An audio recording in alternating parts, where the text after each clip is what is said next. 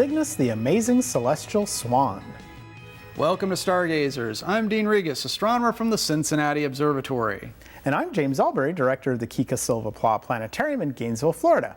Now that autumn has begun in the northern hemisphere, it's time to say farewell to the constellations that kept us company all summer long.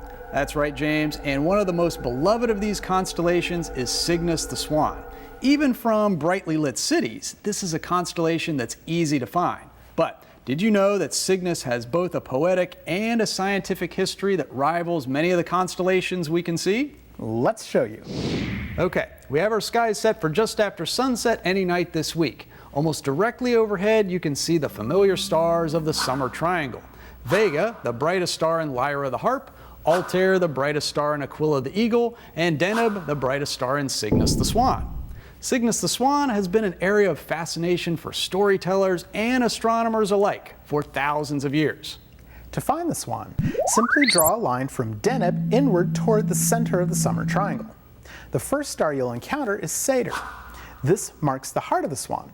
Then if you draw lines to the west and east of this star, you'll find two more stars. These mark the right and left wings of the swan. Going back to the star Satyr, we continue to draw a line outward to form the neck of the swan, ending at the star Alberia. In one legend, Cygnus the Swan is said to be the great musician Orpheus, who was transformed into a swan and placed in the sky next to his harp, the constellation Lyra. In another legend, Cygnus is said to be Zeus when he transformed himself into a swan to seduce Leda, the queen of Sparta, who also happened to be the mother of Helen of Troy, Clytemnestra, and the Gemini twins Castor and Pollux. However, in modern times, Cygnus has turned out to be a place of great discoveries.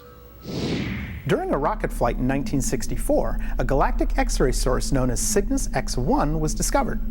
Cygnus X1 is now widely accepted to be a candidate for the first black hole we've discovered, and it's estimated to have a mass almost 15 times the mass of our Sun, yet an event horizon radius of only about 16 miles. In more recent times, Cygnus has been the target of study by NASA's Kepler Space Telescope. The Kepler telescope studied over 100,000 stars in Cygnus. Its goal was to find planets orbiting other stars. And since its mission began, thousands of these extrasolar planets have been discovered and confirmed. The planet Kepler 22b was announced as being the first Earth-like planet orbiting a Sun-like star. Kepler 22b is over 600 light-years away and orbits in the habitable zone where liquid water can exist. With a possible surface temperature of near 73 degrees Fahrenheit, Kepler 22b is quite the Goldilocks planet, if I do say so myself. And speaking of planets, if you ever get lost on Mars, Deneb is the North Star on Mars. We never really think about it, but each of the planets has a different North Star or has no North Star at all. All the planets in our solar system rotate on an axis. The direction the axis points with respect to the plane of the solar system determines the angle of axial tilt. Our Earth is tilted 23.5 degrees with respect to the plane of our solar system. Mars tilts at 25 degrees, and Saturn has a tilt of almost 27 degrees.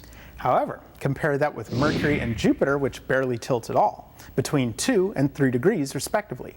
Yet at the other extreme, you have Venus, which is practically upside down at 177 degrees, and Uranus, which lies on its side at 98 degrees.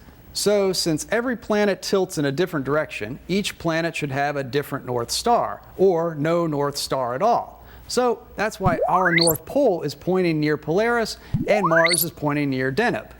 So, if you ever get lost on Mars, look for Cygnus the Swan, and you'll find north. Well, there you have it, the amazing celestial swan Cygnus. And it's all up there for you to see if you remember to keep looking up.